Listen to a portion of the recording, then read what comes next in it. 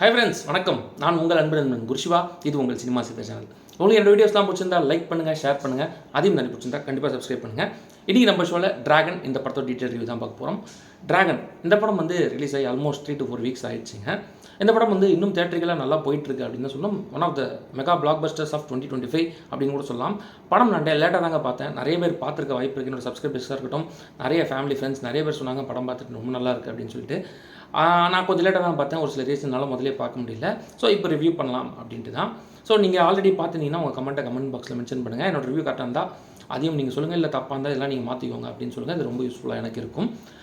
படத்தோட detail review போயிடலாம். படத்தில் ப்ளஸ்ஸு அப்புறம் எது நல்லா இருந்திருக்கலாம் அப்படிங்கிறது எல்லாத்தையுமே நான் இப்போ சொல்ல போகிறேன். இந்த படத்தை வந்து ரன் டைம் ஃபஸ்ட்டு சொல்கிறேன். 2.5 hours மேலே போகுது படம். அதை வந்து கிரிப்பிங்காக போரடிக்காமல் எடுத்துகிட்டு போயிருக்காரு அஸ்வத் மாரிமுத்து டைரக்டர். அவருக்கு கண்டிப்பாக ஒரு குடோஸ். இன்றைக்கி காலகட்டத்தில் 2 hour கிரிப்பிங்காக படம் எடுக்கிறதே கஷ்டம். அவர் வந்து 2.5 hour மேலே கிரிப்பிங்காக போரடிக்காமல் எடுத்துகிட்டு போயிருக்காரு. அதுவும் என்டர்டெயின் பண்ணியிருக்காரு. அது ரொம்ப பெரிய விஷயங்க.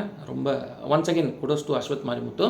அவரும் ஒரு சின்ன கேமியோ பண்ணியிருக்காரு இந்த படத்தில். அதை தாண்டி நிறைய கேமியோஸ் இந்த படத்தில் இருக்குது. எல்லாமே நல்ல ஒர்க் அவுட் ஆகிருக்கு அப்படின்னு சொல்லலாம். ஃபஸ்ட்டு ஜார்ஜ் மரியன் இவரை பற்றி சொல்லலாம். ஜார்ஜ் மரியன் அதாவது இவர் வந்து கரெக்டாக சொல்லணும் அப்படின்னு பார்த்தீங்கன்னா லியோ அப்புறம் கைதியில் தான் வந்து ரொம்ப இம்பார்ட்டண்ட்டான கேரக்டர் பண்ணிட்டு, அதை தாண்டி தமிழ் சினிமாவில் ஒரு இம்பார்ட்டண்ட்டான ஆக்டர் இவர் தான். ஸோ ஜார்ஜ் வந்து பார்த்திங்கன்னா ரொம்ப அருமையாக நடிச்சு கொடுத்துருக்காரு. அவரோட கேரக்டர் வந்து ஒரு எமோஷ்னல் கண்டென்ட் வந்து ஃபஸ்ட்லேருந்து கடைசி வரைக்கும் எடுத்துகிட்டு போகுது. அதாவது ஒரு அப்பானா எப்படி இருக்கணும் அப்படிங்கிற மாதிரி பக்காவான ஒரு கேரக்டர் கொடுத்துருக்காங்க. அதில் வந்து பெருசாக ஸ்கோர் பண்ணியிருக்காருங்க. ஏன் ஃபஸ்ட் எடுத்தோன்னே இவரை சொல்கிறேன்னா, இந்த படத்துக்கு இவர் ரொம்ப பெரிய பக்கபலம். அதுக்கடுத்து வந்து பார்த்திங்கன்னா பிரதீப் பற்றி சொல்லவே வேணாம். அவரோட 2வது படம் லீடாக பண்ணுறாரு. பிஸ்னஸ் வந்து பார்த்திங்கன்னா அள்ளிட்டு போயிட்டுருக்கு. Almost 100 crores தாண்டிடுச்சு. அதையும் தாண்டி போயிட்டுருக்கு. இன்றைக்கி பிஸ்னஸ் லெவலில் பார்க்கும்போது பிரதீப்புக்கு பெரிய மார்க்கெட் டெவலப் ஆயிருக்கு அப்படின்னு தான் சொல்லணும். பிரதீப் வந்து பெருசாக ஸ்கோர் பண்ணியிருக்காரு. இந்த படத்தில் நிறைய சீன்ஸில் அவர் பார்க்கும்போது சின்னதாக தனுஷ், அதாவது இயர்லி ஸ்டேஜஸில் தனுஷை பார்க்குற மாதிரி ஒரு ஃபீல் வந்துச்சுங்க. அதுக்கடுத்து கயாடு லவர். இவங்க வந்து இன்றைக்கி இளைஞர்களுக்கு எல்லாமே ஒரு ஃபேவரட்டான ஆக்டர்ஸ் ஆகிட்டாங்க. கயாடு ட்ரீம் கேர்ள் அப்படின்னு கூட சொல்லலாம். அதை மாதிரி ஒரு கேரக்டர் கொடுத்துருக்காங்க. அவங்க வந்து ரொம்ப நல்லா பர்ஃபார்ம் பண்ணியிருக்காங்க. கேரக்டர் வைஸாகவும் இருக்கட்டும், அவங்களோட பர்ஃபார்மன்ஸ், ஒரு சில டான்ஸ் மூவ்ஸாக இருக்கட்டும், அதை தாண்டி அவங்களோட எக்ஸ்பிரஷன்ஸ் இதெல்லாமே வந்து இன்றைக்கி இருக்கிற யங்ஸ்டர்ஸை கவர் பண்ணியிருக்கு. அதில் எந்த டவுட்டுமே இல்லைங்க.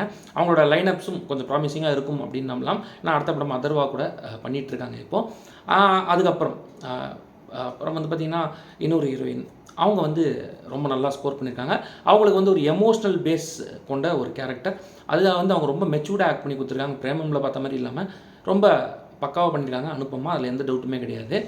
அதுக்கடுத்து வந்து பார்த்திங்கன்னா இவரை பற்றி சொல்லணும், மிஷ்கின். இந்த படத்துக்கு ஒரு செகண்ட் ஹீரோன்னு கூட சொல்லலாம். இவரை ஹீரோவா வில்லனா அப்படிங்கிறது கடைசி வரைக்கும் ஒரு மாதிரி எடுத்துகிட்டு போயிருந்தாங்க ஒரு கேரக்டரை. ஆனால் சூப்பராக ஃபினிஷ் பண்ணியிருந்தாங்க அவரோட கேரக்டரை. ஒரு இம்பார்ட்டண்ட் கேரக்டர் மிஷ்கினோட கேரியர்லேயே, ஃபிலிம் கேரியர்லேயே ரொம்ப அருமையாக பர்ஃபார்ம் பண்ணியிருந்தார் மிஷ்கின். அதில் எந்த டவுட்டும் கிடையாது. அதுக்கடுத்து வந்து பார்த்திங்கன்னா இந்த படத்தில் நிறைய குணச்சித்திர கதாபாத்திரங்கள் இருந்தாலும் அர்ஷத் கானும் விஜய் சித்துவும் பெருசாக ஸ்கோர் பண்ணியிருக்காங்க. அர்ஷத் கான் ரொம்ப பெருசாகவே ஸ்கோர் பண்ணியிருக்காரு. அவர் வந்து போகிற சீன்லாம் ரொம்ப ஃபன்னியாகவே இருக்குது. விஜய் சித்து அவர் கொடுத்துருந்த கேரக்டர் ரொம்ப ஆப்டாக பர்ஃபெக்டாக பண்ணி கொடுத்துருக்காரு. அதாவது ஓவராலாக பார்க்கும்போது இந்த படத்தில் எதுவும் குறையில்லைங்க. லியோன் ஜேம்ஸ் இவரை பற்றி சொல்லணும்னா கண்டிப்பாக தப்பாயிடும். அவரோட பேக்ரவுண்ட் ஸ்கோராக இருக்கட்டும், பாடலாக இருக்கட்டும், எல்லாமே ரொம்ப அருமையாக வந்திருக்குங்க. அதுவும் அந்த வழித்துணைய பாட்டெல்லாம் கேட்கும்போதும் சரி, பார்க்கும்போதும் சரி, வேறு லெவலுங்க. லியோன் ஜேம்ஸ்லாம் ஒரு அண்டர்ரேட்டட் மியூசிக் டேரக்டர் அப்படின்னு தான் சொல்லணும். நிறைய படங்கள் அவர் பண்ணணும். அவருக்கு நிறைய ஆப்பர்ச்சுனிட்டிஸ் கொடுக்கணுங்க. பூந்து விளையாடுருக்காரு இந்த படத்தில். அதே மாதிரி தான் ஓமை கடவுளிலும் ரொம்ப அருமையான சாங்ஸும் கொடுத்துருப்பாரு, பேக்ரவுண்ட் ஸ்கோரும் கொடுத்துருக்காரு. இந்த படத்துலையும் சூப்பராக பண்ணியிருக்காரு. அஸ்வத் மாரிமுத்து இவரை பற்றி கடைசியாக சொல்லிடுறேன். அஸ்வத் பொறுத்த வரைக்கும் இந்த படத்துக்காக என்ன பெஸ்ட்டாக இன்றைக்கி ட்ரெண்டுக்கு ஏற்ற மாதிரி எமோஷ்னலாக சரி, ஃபன்னாகவும் சரி, முக்கியமான ஒரு கான்செப்ட் எடுத்து பக்காவே ஹேண்டில் பண்ணியிருக்காரு.